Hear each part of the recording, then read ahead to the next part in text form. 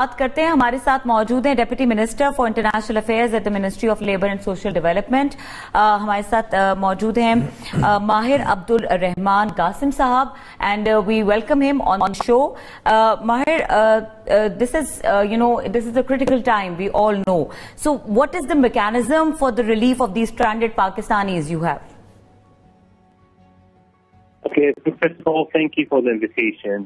And since we are approaching the end of the holy month of Ramadan, let me start by wishing my brothers and sisters in Pakistan a Eid Mubarak, and may Allah accept all of our and your prayers. Amen. There is no doubt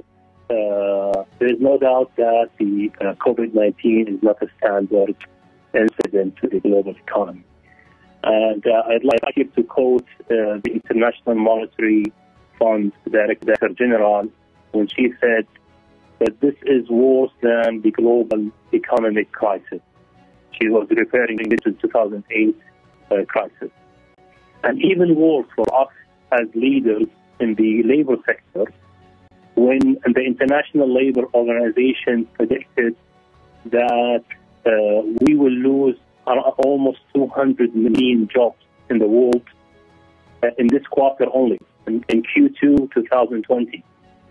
So you can just imagine how harmful this pandemic is to the global economy. And for that, we had to make a number of measures, and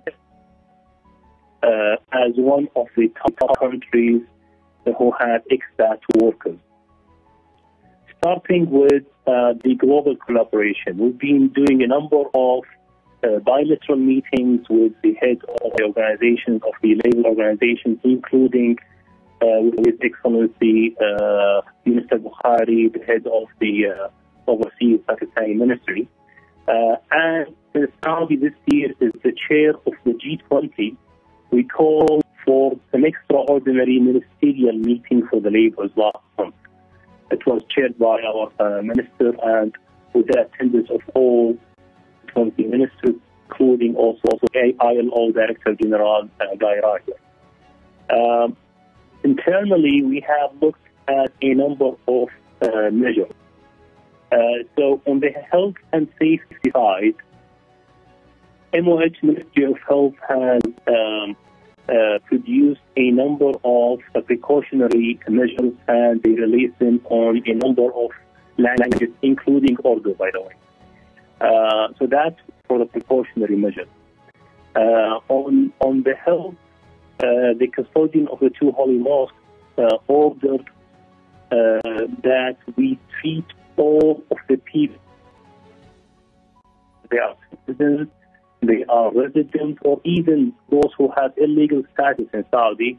Whoever has symptoms of corona has to be treated free of charge in Saudi.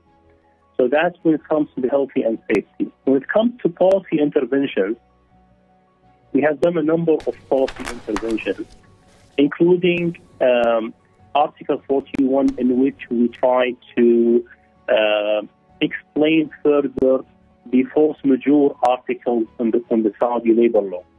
So there is an article about the force majeure and how employer and employees can handle the force majeure situation. So we try to explain it further, and we gave a number of options that both parties, the employer and the employee, can agree on. So that is Article 41. Then we also had the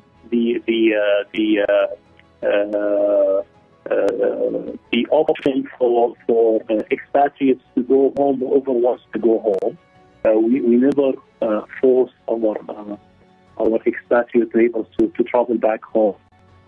So we introduced an initiative called Auda. In that initiative, we asked those who want to travel home to look into it, and they register their request.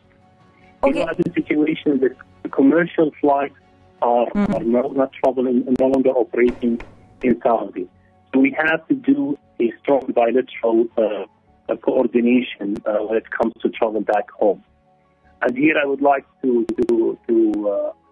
express my gratefulness to His Excellency Minister Bukhari, who really supported us in scheduling flights to make sure that we have the Pakistani back home, hopefully before the Eid holiday. Okay, Mr. Gassim, since you are explaining the situation, people are being laid off from their jobs, their businesses are suffering. Can you give us any number that how many people have been laid off so far, and is this going to slow down in near future? So we have only a initial number. We have, I would say, a very accurate one. The reason for that is that we have given an option for employees to give to their employers to take a leave without pay kind of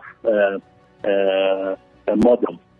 And there is a good number of employees who opted for that option. Rather than being laid off, they take this option for leave without pay. So we noticed that the number is quite, I would say, reasonable. It's all 6 to 7% of the workforce in Saudi, and this includes the Saudi nationals, by the way, not just the expatriates.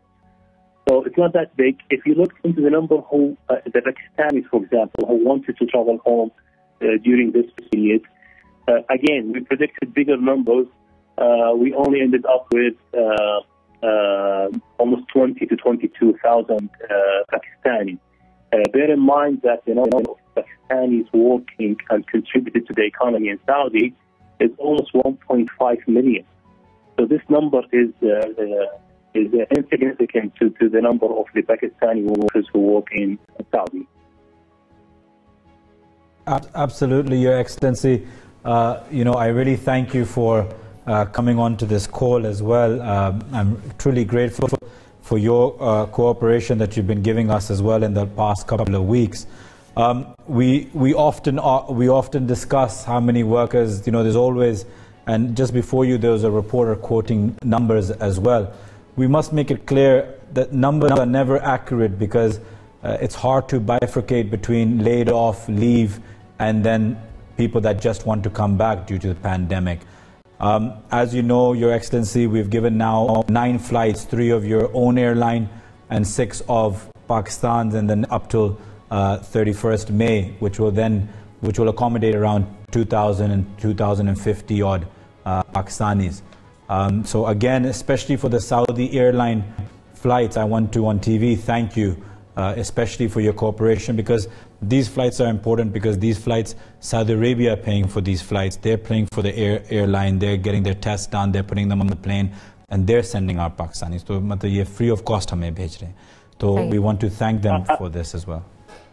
Absolutely, Your Excellency. And if I may add to what you just have said, we also noticed that the trend for people registering on the system is going down.